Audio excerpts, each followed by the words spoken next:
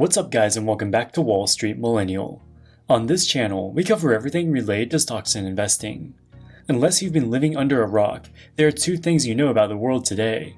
Russia is invading Ukraine, and stocks around the world are crashing.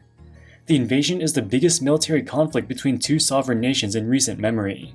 It has sparked fears about energy security in the Western world, especially Europe, where 40% of their gas comes from Russia. Since Biden announced a US ban on Russian oil imports, oil prices have skyrocketed to the highest level seen since 2008. That's caused strain on the US consumer at the gas pump, with the national average price per gallon topping $4. The effects on supply chains in all sectors of the economy have severely hurt American corporations.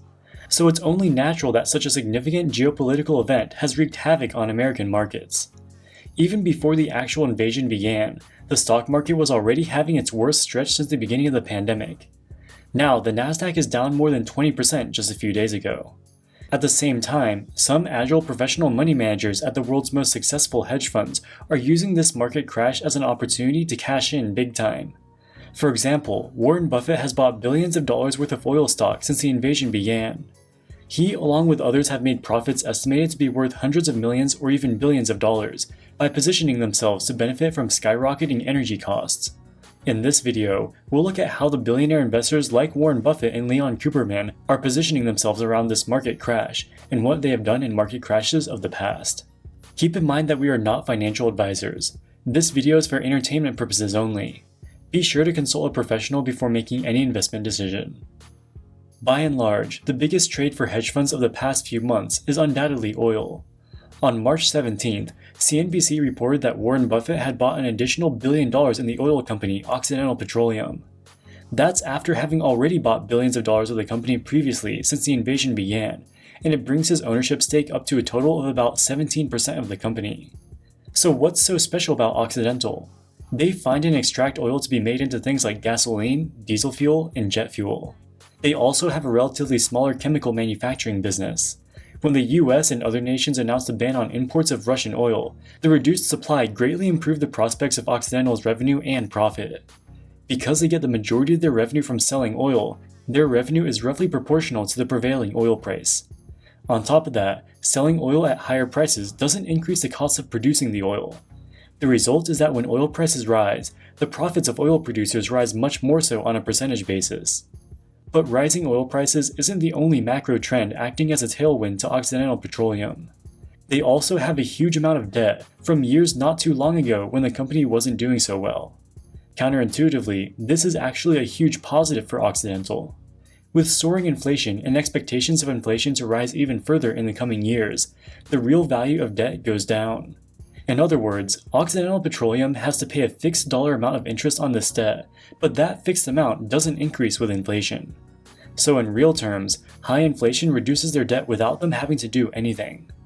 In their latest quarterly report, Occidental reported $30 billion of long-term debt, which is more than their market cap was just a few months ago.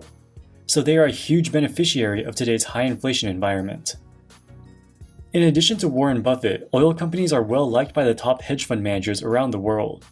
According to Morgan Stanley's prime brokerage division, hedge funds bought more energy stocks than any other sector last month.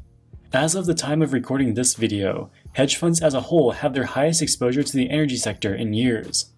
Leon Cooperman, the billionaire New York hedge fund manager who founded Omega Advisors, also recently said that he thinks oil stocks are still cheap relative to commodity prices.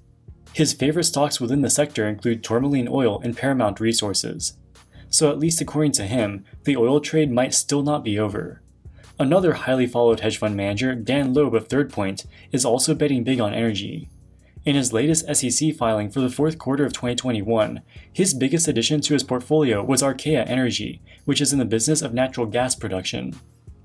So at least for now, energy has been the biggest play for professional money managers during this market correction.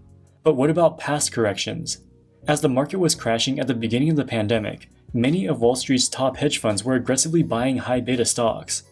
For example, in the first quarter of 2020, Melvin Capital increased its exposure to Amazon by more than $1/3 billion, by far the biggest increase in their portfolio.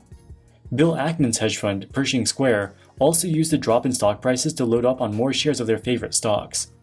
They only sold shares in one of their positions, Chipotle, during that quarter. The next quarter, they continued their net buying, although as stock prices rebounded, their buying did decelerate. D1 Capital, another top hedge fund, also used the pandemic to load up on risky stocks. They bought millions of shares of the companies hardest hit by the pandemic, like Disney, Hilton, and Las Vegas Sands, as well as technology stocks like Facebook, Google, and Alibaba. You can view all of these holdings by using the fund tracker page on our new website at wallstreetmillennial.com, or by directly looking up the 13F filings on the SEC's website.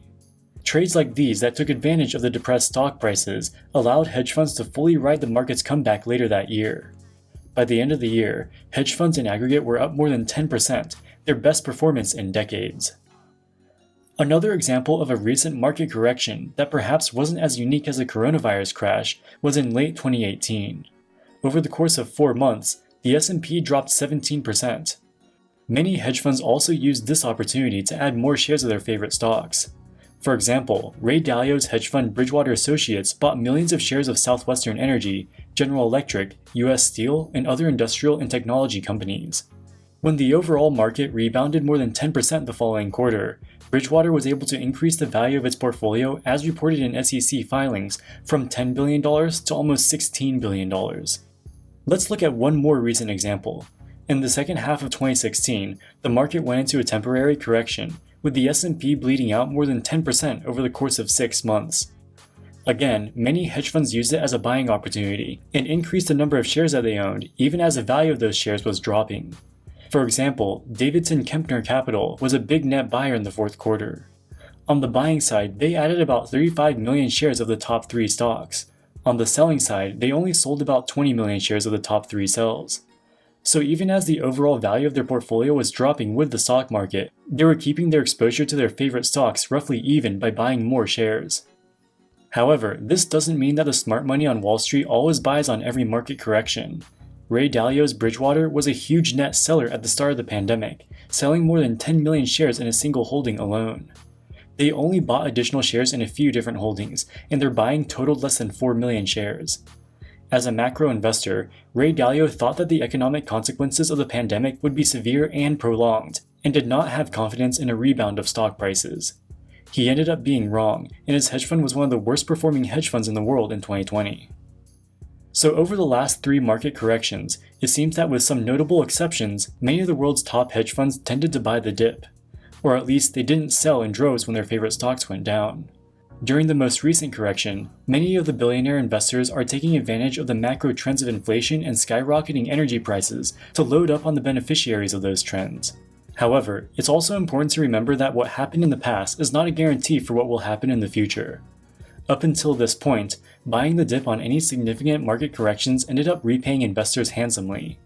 But there will come a day when that strategy doesn't work, and when that happens, it won't matter what the hedge fund billionaires did in the past. Alright guys, that wraps it up for this video. If you enjoyed this content, make sure to smash the like button and subscribe so you don't miss future videos. In the meantime, thank you so much for watching and we'll see you in the next video. Wall Street Millennial, signing out.